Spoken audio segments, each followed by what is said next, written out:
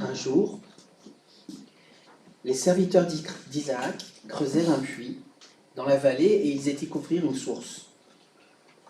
Les bergers de Guérar se disputèrent avec ceux d'Isaac. « L'eau est à nous !» prétendaient-ils. Isaac appela ce puits Essek, ce qui veut dire querelle, parce qu'il lui avait cherché querelle. Les serviteurs d'Isaac creusèrent un autre puits. Et il y eut encore une dispute à son sujet. Isaac appela ce puits Sitna, contestation. Il partit de là et fit creuser un troisième puits. Celui-ci ne provoqua pas de dispute. Il l'appela Rehoboth, élargissement.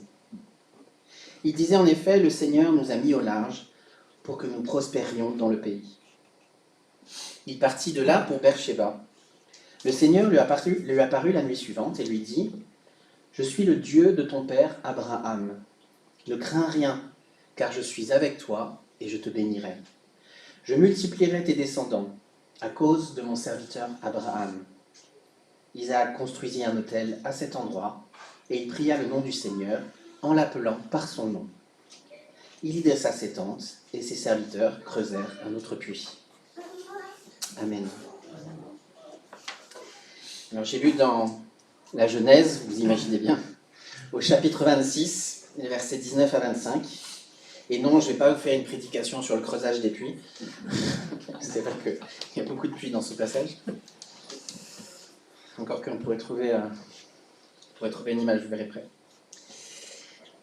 Dans la Bible, dans l'Ancien Testament et aussi dans le Nouveau Testament, quand Dieu est présenté aux Juifs, quand par exemple Pierre prêche aux Juifs après la Pentecôte, ou quand Étienne va prêcher avant d'être lapidé, quand ils vont parler de Dieu, ils vont présenter Dieu comme étant le Dieu d'Abraham, d'Isaac et de Jacob.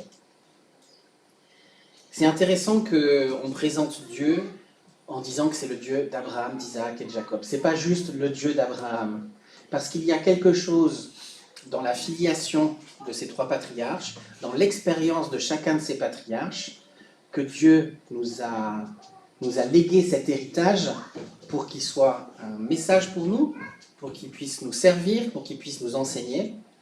Et donc, il y a à chaque fois, dans chacun des patriarches, une dimension de ce qu'est Dieu pour nous et de ce que Dieu veut pour nous, qui nous est présenté. Abraham, c'est le père. Lui, Abraham, est le père dans la foi de tous ceux qui vont croire après lui. Alors, c'est pas qu'il n'y avait pas des gens qui croyaient avant. Par exemple, on a Abel, où les Hébreux nous rappellent que c'est par la foi qu'Abel a offert un sacrifice qui plaisait à Dieu. Donc, il n'est pas le premier à avoir la foi, mais il est un exemple dans la foi. Il est le père de tous ceux qui vont croire après lui, parce que c'est à lui qu'a été fait une promesse, et que cette promesse-là, il y a cru, avec tous les aléas que ça a pu porter, mais c'est lui le père de ceux qui croient. Il y a une dimension très paternelle dans la vie d'Abraham.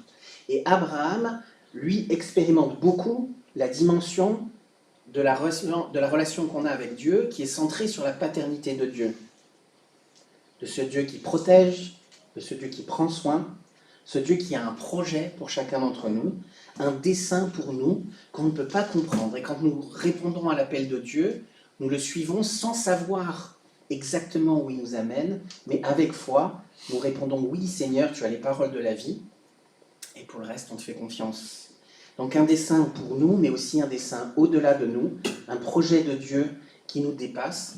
Si chacun d'entre nous, nous sommes là, c'est parce qu'il y a eu des croyants avant nous et des croyants avant eux, et ainsi de suite. Et parce qu'il y a eu Abraham, à qui Dieu a promis une bénédiction pour lui, mais aussi pour toutes les nations.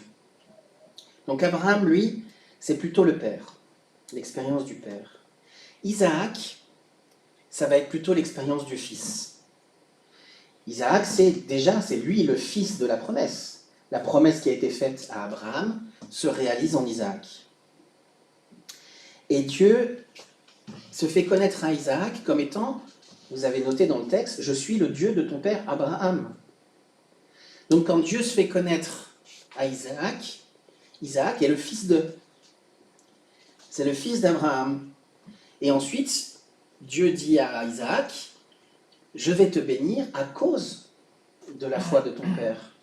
Ce que Dieu dit à Isaac comme bénédiction, c'est exactement la même que celle qu'il avait donnée à Abraham, sauf que, donc il n'y a rien de plus, Isaac n'a rien de nouveau, et en plus de ça, c'est à cause de la foi de son père qu'Isaac reçoit cette bénédiction. Isaac, c'est le fils, c'est l'héritier, c'est celui qui hérite. Il ne fait pas grand-chose, Isaac. Alors vous avez vu qu'il a creusé des puits, c'est vrai. Mais même souvent, ça ne marche même pas. Il n'est pas parti de son pays.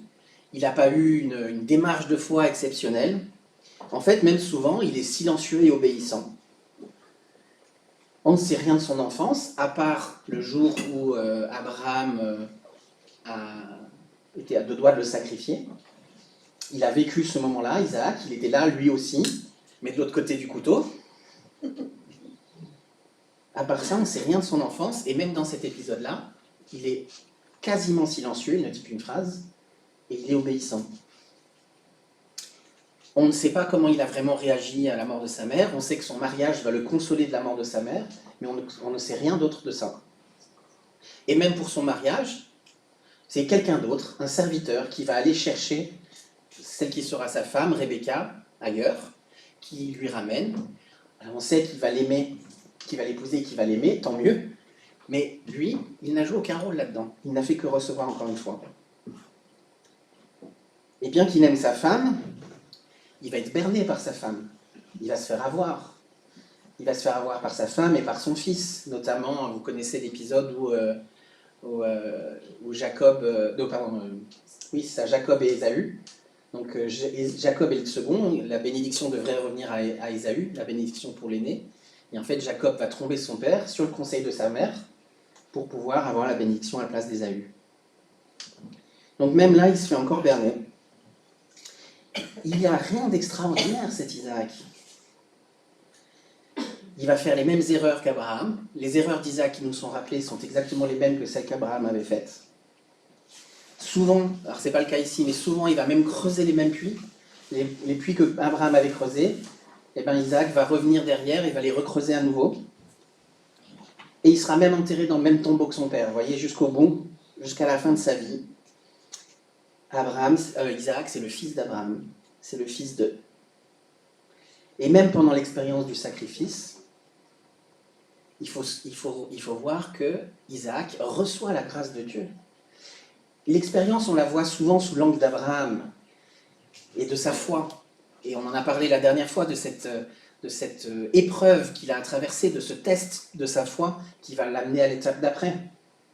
Mais on peut penser à l'expérience d'Isaac, qui est là, il sait qu'il va mourir. Il voit le couteau levé, il est lié sur l'autel, il comprend. Et lui, il vit la grâce de Dieu, que Dieu donne un bélier à sa place. Voilà l'expérience d'Isaac, c'est celui qui reçoit la grâce. En vrai, Isaac, on n'en parle pas beaucoup. Même dans le texte biblique, on considère qu'on passe du cycle d'Abraham au cycle de Jacob et qu'Isaac est à cheval entre les deux. Mais malgré tout, Isaac a une expérience personnelle avec Dieu. On nous dit qu'Isaac appelle Dieu par son nom. On nous dit que Dieu lui apparaît et qu'ensuite Isaac l'appelle par son nom. Bien que Isaac soit né dans la bénédiction, qu'il soit né dans la grâce, qu'il soit né dans l'héritage de la foi de son père, Isaac va se l'approprier cette foi. Mais il ne va rien avoir d'extraordinaire. Vraiment, c'est l'expérience pour lui, et en fait, ça nous parle de notre expérience à nous, notre expérience de fils de Dieu, notre expérience d'enfant de Dieu, de frère de Jésus. Nous sommes les héritiers de la grâce. Et Isaac nous apprend à recevoir. J'aimerais vous lire ce passage dans 1 Corinthiens. 1 Corinthiens au chapitre 1. On va lire deux passages dans le Nouveau Testament. 1 Corinthiens au chapitre 1, les versets 26 à 31. Considérez, frères et sœurs, qui vous êtes, vous que Dieu a appelés. Il y a parmi vous, du point de vue humain, peu de sages, peu de puissants, peu de personnes de noble origine. Au contraire, Dieu a choisi ce qui est folie aux yeux du monde pour couvrir de honte les sages. Il a choisi ce qui est faiblesse aux yeux du monde pour couvrir de honte les forts. Il a choisi ce qui est bas, méprisable ou qui ne vaut rien, désolé, aux yeux du monde pour détruire ce que celui-ci estime important. Ainsi, aucun être humain ne peut faire le fier devant Dieu. Et Dieu vous a unis à Jésus-Christ. Et il a fait du Christ notre sagesse. C'est le Christ qui nous rend justes devant Dieu, qui nous permet de vivre pour Dieu et qui nous délivre du péché. Par conséquent, comme le déclare l'Écriture, si quelqu'un veut faire le fier, qu'il mette sa fierté dans ce que Dieu a fait. Et l'expérience d'Isaac, c'est ça. C'est de recevoir les promesses, c'est de recevoir la grâce. Il baigne dedans. Il n'a rien à produire, il n'a pas à s'enrichir, il n'a pas à créer un troupeau, il n'a rien à faire, Isaac. Il a reçu son héritage et il en vit, et de même pour l'héritage de sa foi. Et pour nous, c'est pareil. Nous ne pouvons pas faire les fiers. Aucun d'entre nous n'est exceptionnel aux yeux du monde. Qu'est-ce que le monde regarde? L'argent, le pouvoir, la gloire. Nous n'avons pas ces choses-là. Fort heureusement. Mais nous avons ce qui est vraiment important aux yeux de Dieu. Qu'est-ce qui est important aux yeux de Dieu? Quel est notre héritage? Entendez bien que les verbes ici sont au passé et au présent. Dieu nous a appelés. Dieu nous a choisis. Et c'est en Jésus-Christ qu'il nous rend justes et qu'il nous libère du péché. C'est ça qui est important. C'est ça la richesse, c'est ça notre héritage. C'est ça que nous avons à recevoir. Et nous l'avons déjà reçu. Et c'est ça l'histoire d'Isaac, c'est qu'en fait, il vit dedans parce qu'il l'a toujours reçu. Il n'a pas besoin de le créer, il a juste besoin d'en profiter. Pensez au fils prodigue, au frère aîné. Le frère aîné, il est déjà là, il possède déjà tout, mais il ne profite de rien. Il n'expérimente pas. Il n'est pas dans la liberté, dans la joie. Il va même jusqu'à être jaloux de la joie que son père ressent en retour de son frère, alors que quand même son frère, il a fait n'importe quoi. Nous cherchons à produire. Nous sommes souvent comme le frère aîné. Nous cherchons à produire notre liberté du péché. Nous cherchons à produire notre salut. Au lieu de simplement comprendre et nous atteler à comprendre, et c'est du travail, mais de nous atteler à comprendre que nous l'avons déjà reçu. Et si nous pensons que nous ne l'avons pas reçu, c'est que nous avons mal compris. Alors il faut continuer à chercher et continuer à comprendre. On a tendance à considérer que Abraham est supérieur à Isaac, que l'expérience d'Abraham est supérieure à celle d'Isaac. Mais les deux sont notre vie. Il y a un moment où Dieu nous appelle et nous répondons à son appel. Il y a des moments dans notre vie où Dieu nous appelle et nous répondons à son appel. Mais la plupart de la vie chrétienne consiste à comprendre ce que nous avons déjà et à le réaliser dans nos vies et à nous appuyer et à vivre de ça. Écoutons encore Paul, cette fois dans l'Épître aux Galates, au chapitre 2.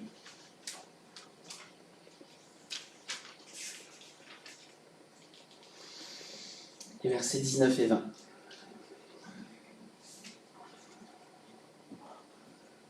En ce qui concerne la loi, je suis mort. Attendez, il ne dit pas je suis en train de mourir. Voilà. En ce qui concerne la loi, je suis mort. Je suis déjà mort. D'une mort provoquée par la loi elle-même, afin que je puisse vivre pour Dieu. Je suis déjà mort et je vis déjà pour Dieu. C'est ce qu'on manifeste quand on fait le baptême. Quand on fait le baptême, c'est un symbole, on montre quelque chose qui s'est déjà passé, qui est que par notre conversion à Dieu, à Jésus, nous sommes morts avec lui et ressuscités avec lui pour une vie nouvelle. C'est déjà fait. Nous sommes là, tous qui sommes là, nous sommes déjà dans la vie éternelle. La vie marquée par le péché qui nous conduit vers la mort, c'est déjà du passé pour nous. Nous sommes déjà dans le nouvel exode, à la suite de Jésus, en train de traverser la mer rouge du péché. Nous sommes déjà là, à sa suite, en route vers la terre promise. On est plutôt dans le désert en train d'errer, mais on est déjà entré dans la suite de ce nouvel exode avec Jésus à notre tête. J'ai été mis à mort avec le Christ sur la croix.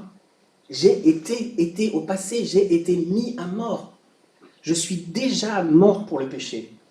de sorte que ce n'est plus moi qui vis, mais c'est le Christ qui vit en moi. Pendant des années, et même encore aujourd'hui, je ne suis pas sûr d'avoir compris, pendant des années, je me suis trituré la tête, qu'est-ce que ça veut dire, c'est Christ qui vit en moi? Et je l'ai très souvent entendu comme une injonction et comme de la culpabilité. Je ne laisse pas assez Christ vivre en moi. Mais en fait, je me rends compte que c'est stupide. Et on est tous, je pense, à un moment dans notre vie chrétienne ou un autre, ou peut-être pendant toute notre vie chrétienne, j'en sais rien, stupides de cette manière-là. Un peu comme les disciples qui sont à côté de Jésus, qui voient tout, qui ne comprennent rien. C'est un peu notre cas, je crois aussi. Christ vit déjà en moi. Je n'ai pas besoin de me demander comment le faire, comment le créer, est-ce que je peux plus le faire? C'est le Christ qui vit en moi, c'est son œuvre. C'est tout l'enjeu de la Nouvelle Alliance. L'enjeu de la Nouvelle Alliance, c'est que ce n'est pas à nous de créer, parce que si on doit créer nous, on ne va pas y arriver. Je veux dire, l'Ancien Testament, il est déjà suffisamment long, très long et lourd, pour nous montrer qu'aucun homme, même le meilleur des hommes, aucun homme ne peut arriver à construire ça. Le Christ en nous, l'espérance de la gloire, le Christ en nous, c'est déjà le cas. Christ vit déjà en moi. Et alors si moi je me culpabilise en me disant « mais je ne le fais pas assez bien, j'aimerais le faire plus, je prie le Seigneur pour que ce soit plus le cas, etc. » alors c'est que je n'ai pas compris. Et que du coup, il faut que je bosse encore. Et il faut que je travaille à comprendre qu'est-ce que ça veut dire que c'est déjà le cas. Et de quoi ça doit me libérer?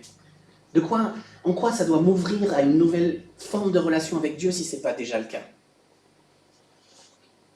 Vous comprenez ce que je veux dire? C'est quelque chose qui est un casse-tête. Mais c'est là où se trouve la vérité. C'est là où se trouve notre nourriture spirituelle, notre chemin de vie. La vie éternelle, nous sommes déjà dedans. C'est pas quelque chose à gagner, à construire, à rentrer un peu plus ou je sais pas quoi. On est déjà dedans. Bien sûr, notre vie va se mettre en accord avec ça et nous allons créer un climat favorable pour que ça se fasse et on va faire des choses parce qu'on a envie d'entrer là-dedans un peu plus. Enfin, d'y ressembler plus, mais entrer dedans plus, on ne peut pas, c'est déjà le cas.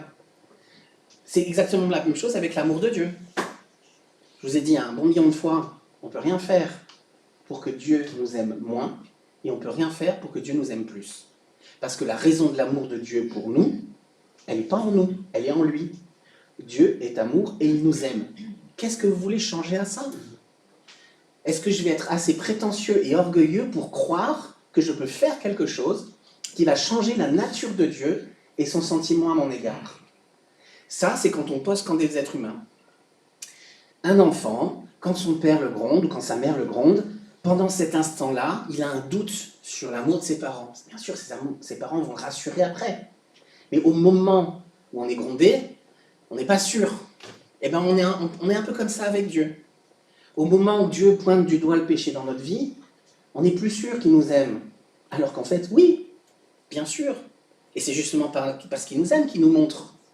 Et c'est justement parce qu'il nous aime qu'il veut nous transformer, nous en sortir. Mais surtout parce qu'il nous aime, il veut qu'on arrête d'essayer de construire par nous-mêmes la vie du Christ en nous.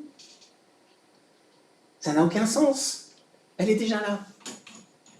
Et encore une fois, si vous vous dites « je ne suis pas assez bon, j'ai trop de défauts », vous connaissez une partie des miens, je ne vous ai pas tout raconté, vous connaissez une partie de mes défauts, bon ben ces défauts-là, ils sont là, et ce n'est pas parce que j'ai ces défauts-là que je ne suis pas dans la vie éternelle. Les disciples du Christ, tous ils avaient des défauts. Paul va même reprendre Pierre longtemps après la Pentecôte. Ce n'est pas parce que Pierre a le Saint-Esprit que Pierre va être constamment l'image de ce qu'il devrait être et de ce que nous serons une fois que nous serons au ciel. Ça, s'il faut lire 1 Jean, si nous disons que nous n'avons pas de péché, nous faisons Dieu menteur. Mais si nous péchons, Dieu est juste et nous pouvons prier pour qu'il nous pardonne.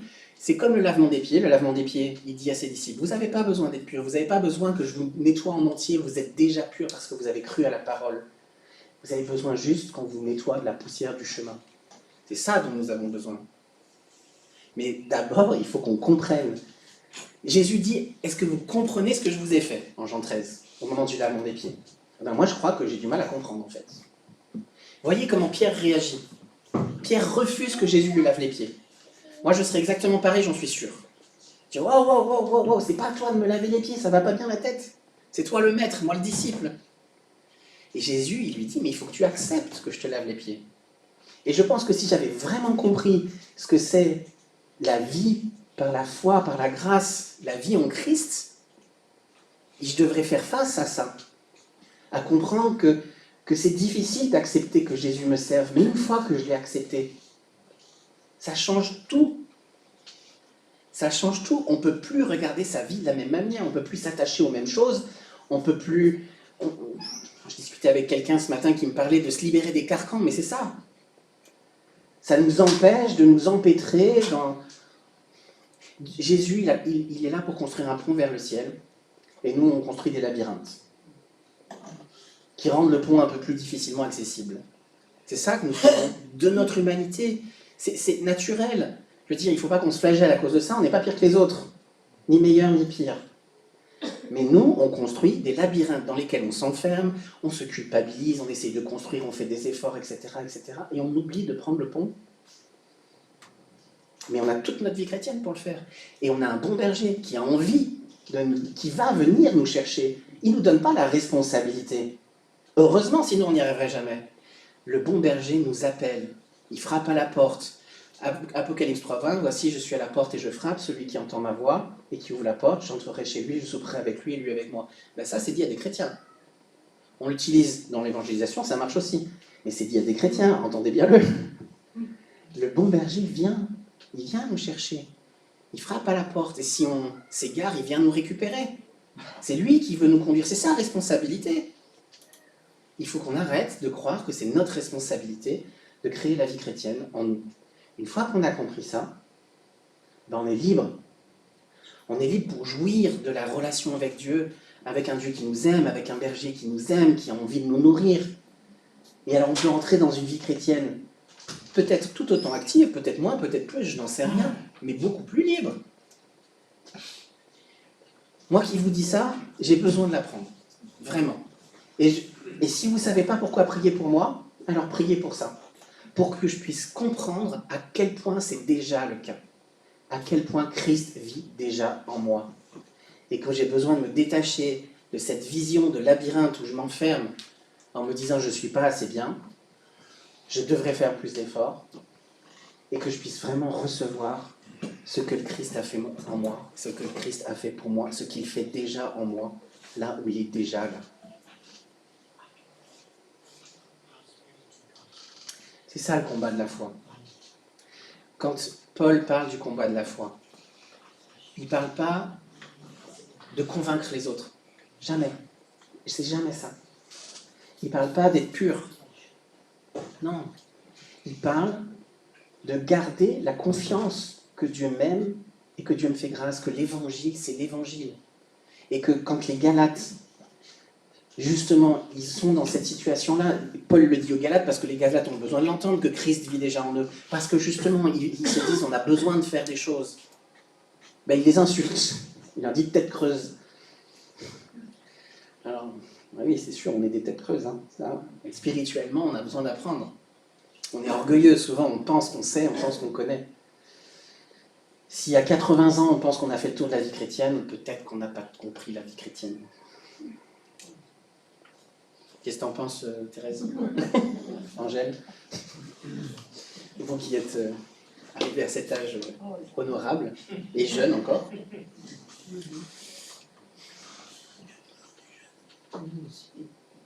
Tout à fait. Il n'y a que des jeunes ici. On regarde l'éternité, on n'en est qu'au début. Hein. Hier, avec le conseil, on a médité sur le premier verset du Notre Père, qu'on a chanté tout à l'heure, que ton nom soit sanctifié. Et en méditant dessus, dans la prochaine méditation du journal, je vais mettre quelques éléments de ce qu'on a discuté hier, juste pour vous partager. Mais en fait, Jésus, avant de commencer Notre Père, il dit « Ne multipliez pas les vaines paroles. Ce sont les païens qui font ça pour essayer de tordre le bras à Dieu. Mais nous, on sait que Dieu nous aime, que c'est notre Père, qui sait déjà tout ce dont on a besoin. Et c'est pas la peine. Alors, on peut être persévérant quand un sujet nous pèse, et Jésus nous encourage à la persévérance. Et la multiplication des paroles pour essayer de tordre le bras à Dieu pour que Dieu soit obligé de me répondre, ça n'a aucun sens. La prière, c'est comme la grâce, ça se reçoit. La réponse à la prière, elle se reçoit. On ne la provoque pas. On la provoque en priant, mais on ne provoque pas un résultat différent en fonction de l'intensité avec laquelle on a froncé les sourcils. Et ensuite, il dit donc, priez plutôt, notre Père, que ton nom soit sanctifié. Si on est libéré de devoir construire notre vie chrétienne, on peut se concentrer là-dessus, sur c'est quoi le nom de Dieu, qui est Dieu, que je puisse voir que Dieu est saint, que ton nom soit sanctifié. Ça ne veut pas dire devenir saint moi-même. En réalité, je le suis déjà, on pourra en parler une autre fois. Mais ça veut dire me rappeler quand je viens devant Dieu, même quand je suis en train de faire la vaisselle comme frère Laurent. D'ailleurs, ça m'étonne que c'était au XVIIe siècle, je crois que c'était au XIIIe, moi, mais bon, je me suis trompé peut-être. De se rappeler la sainteté de Dieu. La sainteté de Dieu, c'est quoi? Ça veut dire qu'il est séparé de nous, ça veut dire qu'il est tout autre, ça veut dire qu'il est parfait, ça veut dire qu'il est complètement amour. La sainteté de Dieu implique un amour parfait. Il ne serait pas saint s'il n'était pas amour. Et parce qu'il est amour, il est saint. C'est indécrochable, on ne peut pas découper Dieu. Et ce matin, je réfléchissais à... Donc on a pas mal discuté de ça hier quand même. Et ce matin, je réfléchissais à un truc qui me trottait dans la tête et qui me pesait un petit peu. Je ne savais pas trop comment réagir. Et puis d'un coup, il y a la phrase qui m'est revenue en tête sans que je fasse rien. Juste, ça m'est venu comme ça a popé dans ma tête. Seigneur, notre Père, que ton nom soit sanctifié. Et là, j'ai dit, ah bah ça y est, je sais c'est quoi la solution, il suffit juste que je lâche prise. Et ça m'a fait beaucoup de bien. Je pense qu'on a beaucoup de choses à lâcher. Beaucoup de combats qui ne sont pas les nôtres. On avait parlé de ça avant l'été, dans les promesses de Dieu. Ce n'est pas votre combat. Mais il y a un truc qui n'est pas notre combat. C'est que Christ vive en nous. Paul nous dit, c'est déjà le cas. C'est déjà le cas. On a juste à recevoir. Le Christ est notre héritage. La part que Dieu nous a réservée. Il faut la recevoir. Et ça, on doit apprendre à le faire. Apprendre à recevoir. Apprendre à se libérer. Pour entrer dans cette vie-là, à sa suite. Lui qui n'est pas que notre inspiration. Il est vraiment notre vie. Le bon berger, Jésus, est notre vie. Amen. Amen.